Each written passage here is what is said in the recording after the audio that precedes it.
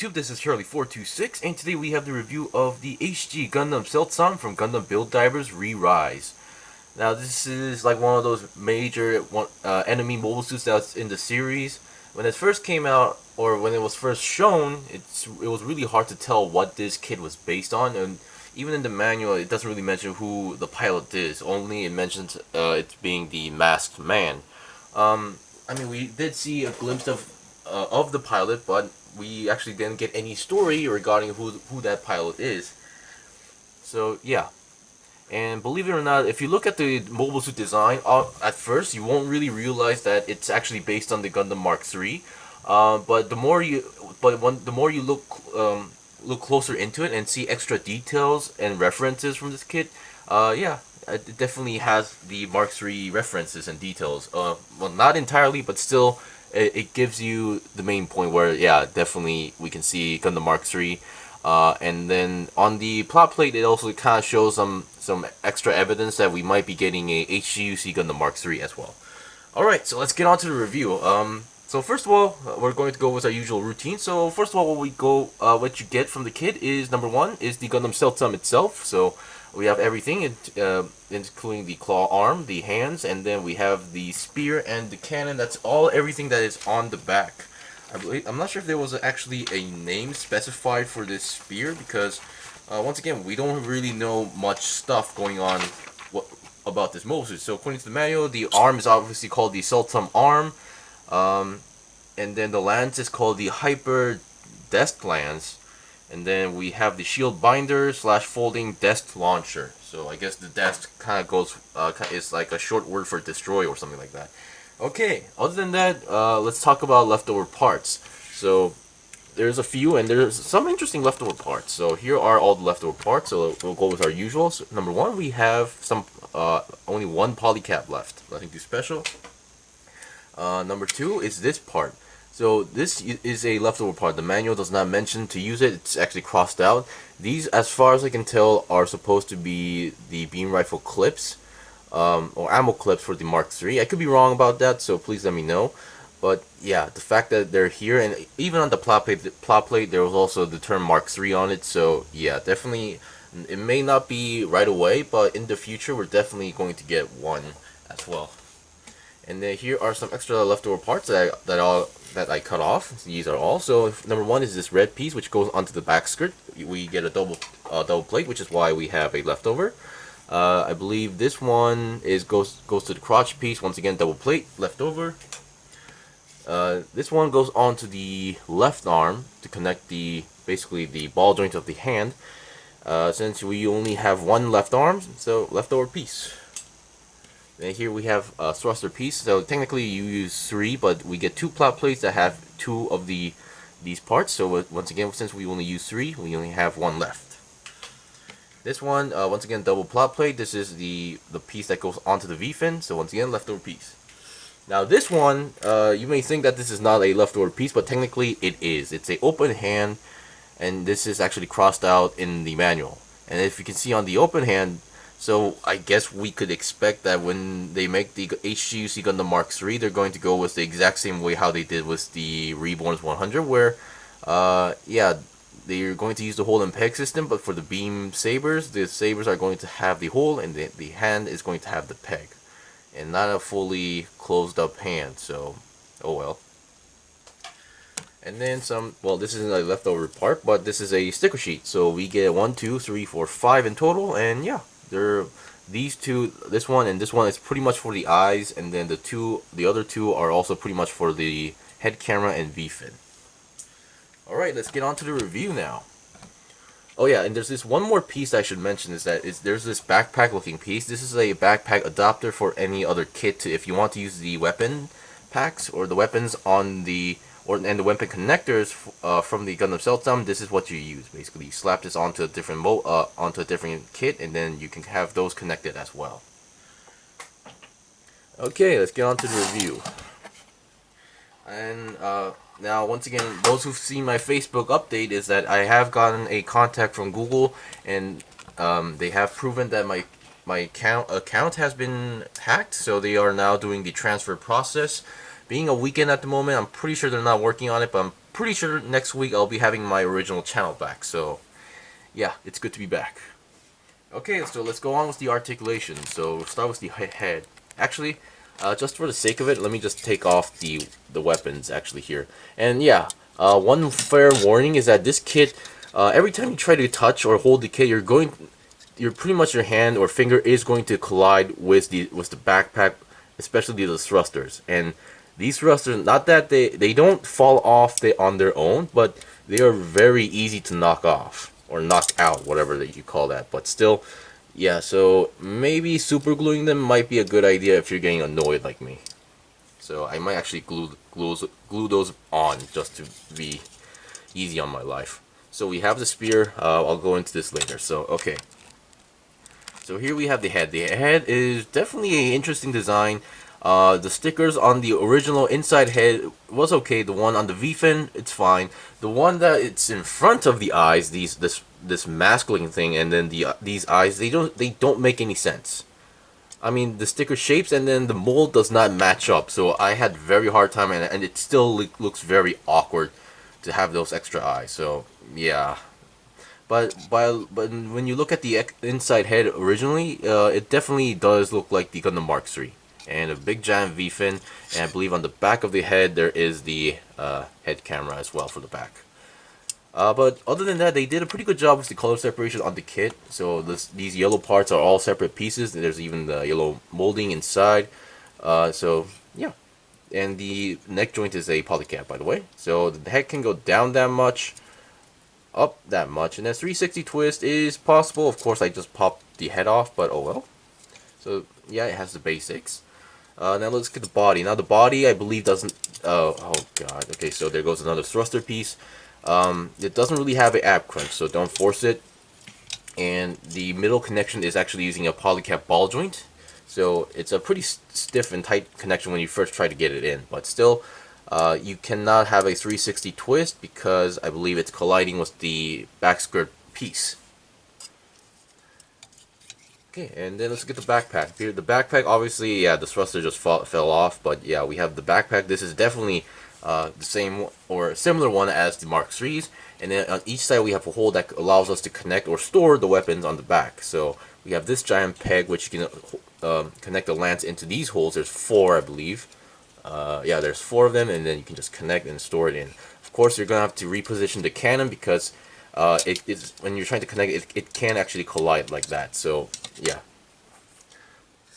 So for this section we have 1 moving point, and for the other one we have a few moving points. Number 1 is the first connection that can move, that can rotate, and then there's the second connection right over here where it allows you to move to the side a little bit. And then here we have another connection right over here that actually allows you to move it like this. And then we have another connection here where you can rotate, and then another connection right over here that allows you to move the cannon itself. So there's a lot of connecting points and moving points for that, for the sake of moving, because the way how in the show is that it's folded up and then he can rotate or fold the cannon forward and then use the cannon while it's connected to the backpack.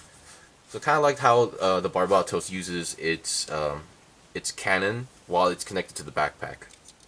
Yeah, smooth bore gun. Okay, so let's get the waist section. Now the waist section, I forgot how it's connected, but actually let's give it a quick look. But I believe you are able to do the disconnecting part where it's a single piece. Oh boy, yeah, there we go. Here we go. It's a ball jointed connection. So if you want to separate them, be my guest.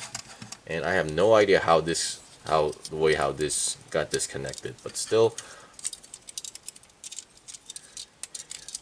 So yeah, I don't have much issues with the top section of the kit. It's just that I have a lot of issues with the legs, which I'll get into that later. But let's get the arms first. Okay, for the arms, we'll go with the more basic looking arm. So on the left side of the arm, we do have a pretty normal looking arm. We have the basic ball jointed connections, which allows us to go 360. And since it is on a ball joint, we have the forward and backward movement. And then the arms can go to the side, and we have a nice 360 twist on the lower arm. And then, yeah, there's no 360 twist on the top section, only on the lower arm. And then we have a ball jointed hand. Of course, the ball joint connection here does not use a polycap in this one. And this arm is pretty interesting when you build it. So when you're looking at it in front like this, it's your typical arm, but it doesn't have a double jointed bend. Which is kind of sad, but still okay. But I think what they were also focusing on was that so if you look at the rotating point, the joints are not moving. It's just the lower arm that's moving. So what you can do is, which allows you to do this and then kind of bend a little bit forward. So this does actually help with some certain kits that have the Alex syndrome, which the Alex syndrome is basically the Gatling guns are not actually on the side of the arm; they're actually on the lower side of the arm. And every time we see them pose, they're always having these the machine gun cannons on the side, which doesn't really make any sense in certain poses. Alright, so that's that for this side of the arm. Let's look at the other side of the Seltsam, this gigantic claw arm. So I do like this arm. I do like the gimmick. Of course, in the long run, this is going to get a little bit loose on the polycap because it gets heavy. Now the claw arm itself is okay at the moment, but the more you move it around or doing certain poses, it kind of pulls out, and it kind of gets loose in the long run. So just keep that in mind. But other than that, we have your basic 360 twist, and then we have a 360 twist on the arm itself around here, and then we have a nice we have this bending point. Of course, you can bend it like that, but it's mostly meant for the extension, and I do like this gimmick. And they did a pretty good job on the color scheme. Of course, it's not perfect. I believe some cables have to be colored, I believe. And then on the big giant hand, yeah, the inside fingers are empty. And then I believe some joints of the finger has to be colored gray as well. And some of you guys were asking, how does the spear connect? Is that on the hand palm, there's this big peg going on here. And then on the spear, there's this hole. So, yeah, nothing too special. You just move the fingers inside and then just connect the spear, and there you go. Of course, with this spear, things could get a little bit heavy. So once you have the spear on, it's mostly going to face down like that. And there goes another thruster. Also, I shouldn't mention that what I did was that, so you can see my fingers, the fingers on the top and the lower section are moving individually. That's not the case when you first build this. They're going to be connected to each other, kind of similar how the front skirts are. So I just wanted to mention that you are able to separate them as well. So if you want to make them move individually, be my guest, because that's what I also did. Okay, since the arm fell off, let's just talk about the legs. Now the legs, they're not that great. I'm just going to say that. Number one is that this could be just my preference, is that because number one, the feet are very small. They're kind of small and not too wide, which is why sometimes it gets tricky to balance the kit time to time. Number two, for some reason this kit tries to do the splits. This part, the connecting joint, I don't know, it's not too tight or something like that, because like every time I try to pose, it just does the split like that on its own. So that's not a good sign to me. Of course, we do have the side swivel, but yeah. And then the back skirt does not move at all. And then let's see, the side skirt also does move a little bit, but not too much. And the legs are kind of the leg itself is kind of fat, and when you build it, you don't really get that satisfying snapping effect where like you don't feel like they're fully connected properly. Because like these two, the inside parts are okay, but the ones that are holding these thruster parts on the back of the legs, they're connected not into the kit. They're connected with these pegs on each side of the armor, and each side of the armor doesn't really latch on to the leg like permanently, or not with a satisfying connection. So they could get a little bit tricky, but we do have these extra thrusters on the legs, and then the legs can go about less than 90 degrees because of the knee parts. And then we have a nice double jointed bend going on here. And also, for those who've seen the series, yes, we do have the cannons for the legs. You can open it up and reveals the cannons. Of course, I believe these are more reference for the Gundam Mark III's railgun cannons that were originally on the backpack. Alright. And your feet are typical ball jointed feet, and no bending point. Alright, so we are done with the basic articulation, so I'll be right back with the first set of equipment / poses, because I'm pretty sure a lot of you guys are wondering how this kit can attach its equipment onto the kit, or onto the hands. So I'll be right back. Okay, here we have the first set of equipment. So what I did is that number one is I attached the spear to the Seltsam arm, and then I did the desk cannon. I opened up the desk cannon, and then that was connected to the arm. So these connections are not too difficult. They're just pretty simple than you think. And if you look at the backpack, all the thrusters are off because I knocked out my third one as well. So all of them are there, so I didn't lose anything. So here we have some extra stuff I need to explain. So number one is, let's look at the, as I mentioned for the spear, yeah, actually let's get rid of that. For the spear, they connect to the hand palm of the claw, so they have a pretty good connection. But once again, the spear itself is pretty heavy. So once again, if you try to hold it, it's going to, you know, drop down a little bit like that. So even, let's say, if you extend the arm, once again, it's gonna drop down. And another thing I forgot to mention about the spear is that, yes, the spear can open and close like that. So once you're having it on the hand, even on the Seltsam arm, the manual does mention where you have to extend it, but it doesn't really matter for the claw arm, because I feel like this looks more natural than having it like this. Of course, there is a use for this, which I'll show you guys on the next pose, but still, number two, regarding the claw arm, the main claw thing is connected to a plastic ball joint, and then there's another wrist movement right over here, so it gives you a little bit more extra freedom to move around the claw arm. So yeah, that's one thing I forgot to mention. And obviously I had these opened up, but still, it's a good additional weapon if you ask me. So the way how this works is that, as I mentioned, there's like a ton of moving points, as I pointed out. And before you attach to the hand, you don't really need to actually do the annoying take off the handguard and then reattach. It's just that the handle is just a pretty straight peg, so you can just connect it to the hand right away if you want to do so. And then the way how it's folded up is that you fold up the handle, and then you close up this orange piece, and then you fold up the cannon like that, and then you can fold it back up where its original position was. But I also like to mention, if you remember the leftover parts, there was a hand for beam sabers. This kit does have beam sabers stored into the shield. Actually, these two things are actually beam sabers handles. But the thing is that I don't think they're meant to come out, because looking at the connection, I mean, I could technically pull them out, but reattaching them is going to be a whole different story. And also, even though I would take them out, or I can, there's no beam saber effect parts that were included with this kit. So once again, not really necessary to pull those out. Okay, and yeah, so I'll be right back with this spear attached with this arm. So yeah, give me some time. Okay, I'm back. So a lot of you guys were also wondering whether you can attach the spear to the normal hand, and it is technically possible, and this is even mentioned on the manual, so you don't need to worry about it. But of course, the spear is kind of heavy, and the way how you connect is not the ideal, where you just take off the handguard and then reattach and then close with the handguard again. So I mean, it holds it pretty well, but of course, as you guys just saw, being a little bit heavy, yeah, it kind of fell off. So kind of tricky to do, but not impossible. And as I mentioned, when you store the weapon on here, you need to be aware like how the cannon location is, because once you, let's say I connect the spear and then I reposition it, so you can see it's not exactly you know, staring straight to the side. It's actually looking at it a little bit at an angle, so which is why you need to consider that you attach this first, and then this should be on the shield, should be facing to the back side, because if you're going to use the cannon, it has to go down, so it shouldn't be the other way around. And yeah, that's pretty much it for the kit or review. Now I'm gonna say I'm a little bit disappointed, because number one, because of the loose parts or loose joints on the legs, and then the arm.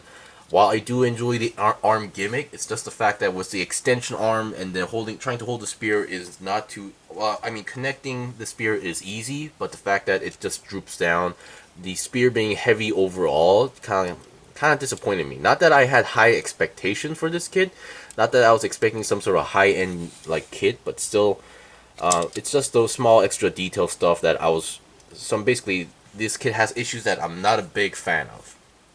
That's the way how I take it. But hey, for those who would like to get this kit for its design, I definitely recommend it. And it's definitely a unique design. So that's one thing I would suggest you for. But if you're expecting some sort of high-end kit from this, I would not suggest this. But either way, hopefully my review was helpful. And then if you guys enjoyed my review, thank you for watching the review. And hopefully by next week I'll have my channel back, so I'll be re-uploading my regular stuff onto that channel as well. And I might be uploading some videos that I did upload on my backup channel to that channel as well. Anyway, thank you for watching the review. This was the review of the HG Gundam Seltsam from Gundam Build Divers Re-Rise. If you guys got any questions or requests, leave a comment below. I still have more stuff to buy and build and make reviews out, so please stay tuned. Until then, see you guys next time!